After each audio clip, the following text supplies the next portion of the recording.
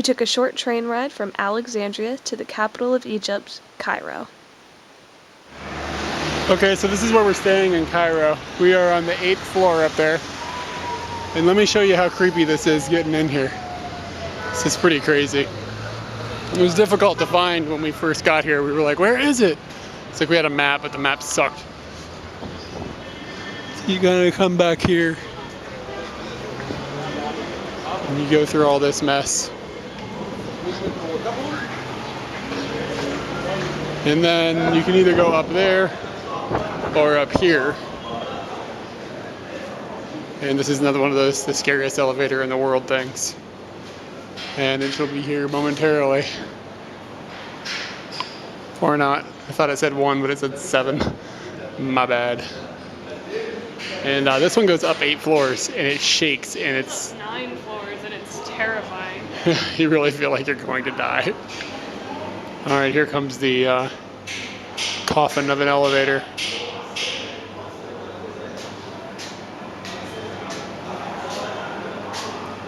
Seriously, this is the scariest thing in the world.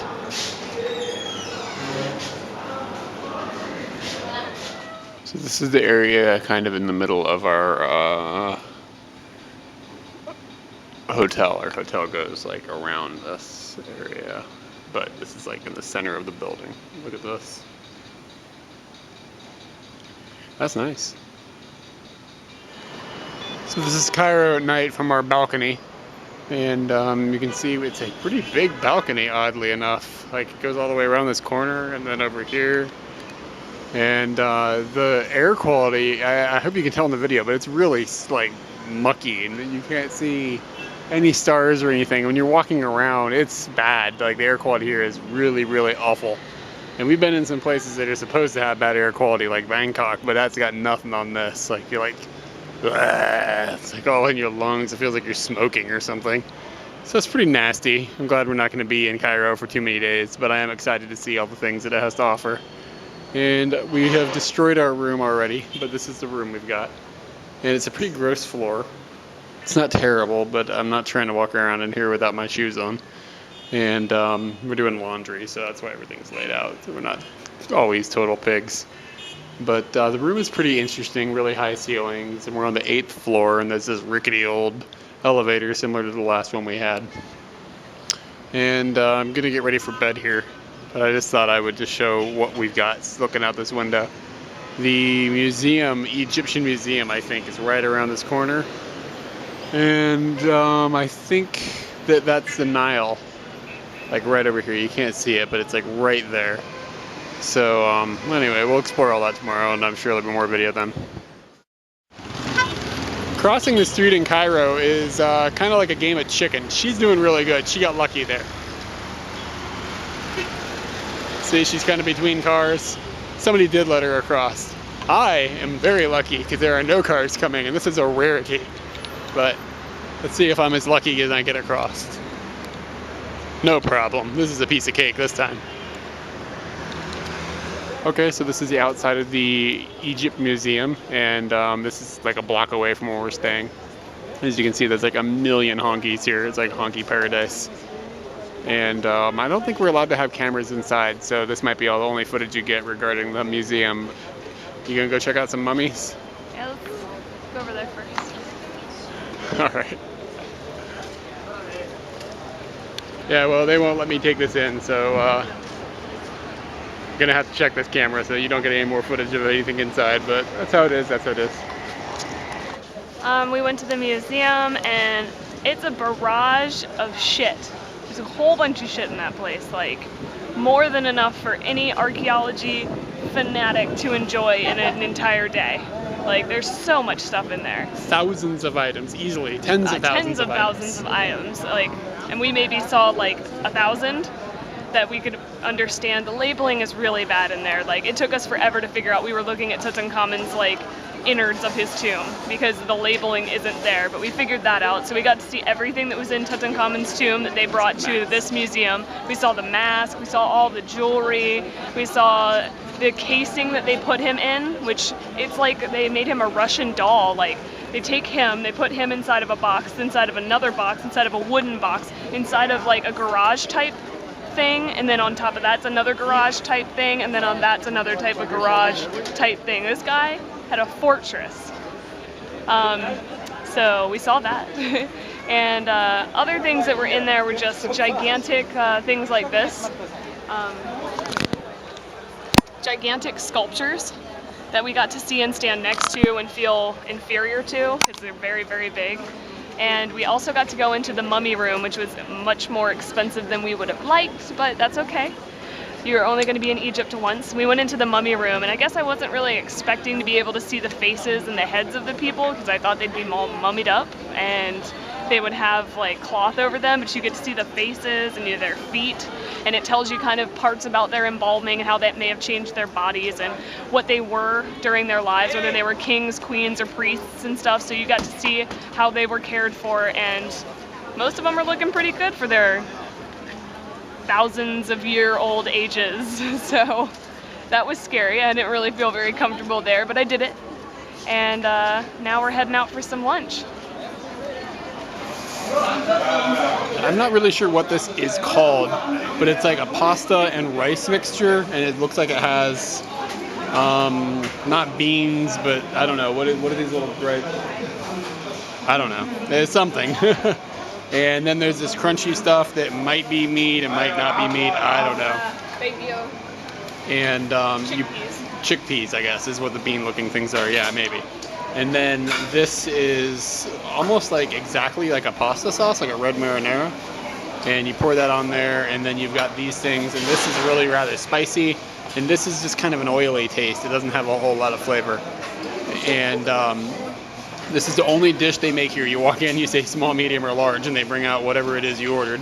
And it's very good. And it's kind of like, it reminds me of something like Chipotle or something, that kind of hearty feeling.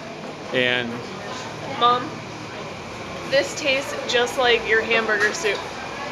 It's really, really weird. That's all I really got, but they're doing that in Egypt somehow. So Cairo is not exactly quite the dump that we had kind of expected from the way everybody had told us it was, everything we had been told to expect. It's a bit like Phnom Penh, but a little bit more mature feeling, I guess.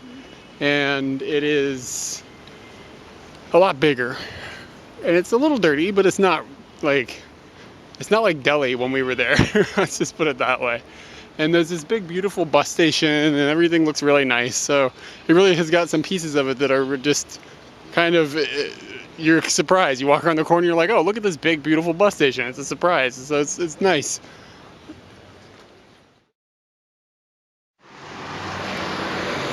So this is the Nile River. How about that?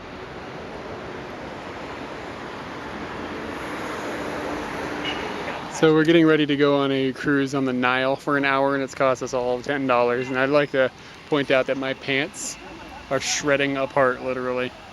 I got these before we left, and this was a little tiny hole that I had from when we fell off a motorbike one day in November of last year. And keep in mind it's September, I guess, almost October. And like, I'll sit down, and it's just because the fabric is so thin that it just goes whoosh, and just rips. And Katie has stitched it multiple times over here. It's tearing. So I'm really hoping that this lasts until the 22nd of October when we get on a plane and fly to the States. But it's starting to look like it might not. I keep telling him that he needs to sit properly and not do this to himself, but it doesn't work. Okay, anyway. So we're in one of these boats. And this is what it looks like in here. And this is the Nile, and this is the rudder, and I could rudder, I guess, if I wanted, but I guess I don't need to. But this is wind driven, so this could be interesting. And we probably could have got it cheaper than $10, but I mean, let's be honest, it's going to be an hour. This guy's going to work. $10 seems about right, you know. So we'll deal with that. And there's another one, so I'll make some more video in a moment. You want me? Hey, Katie, take a shot from there. That's awesome. I got a thumbs up from the driver. Keep going. Oh, shit. That's our sail. It's making its way. It says Leica. Yeah. This is awesome.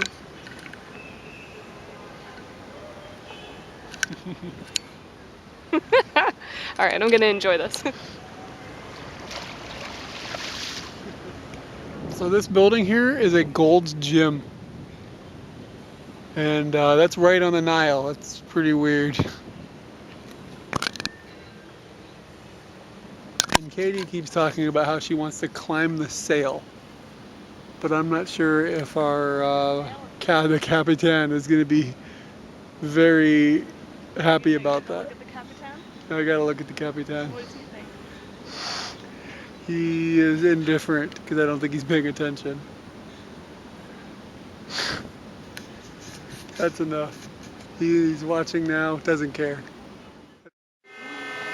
So this area is Old Cairo, and this is where all of the Christians are essentially located, or all the churches and stuff, and apparently this is where the large population of Christians live. But that's only what our book says, and it says all sorts of stupid stuff, so who knows.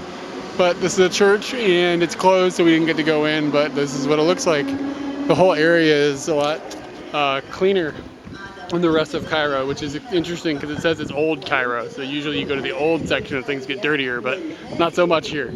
So those streets are really wide and not crowded, and I mean there's still some trash on the ground, but it's not like other places. Not that that stuff is bad, it's just different.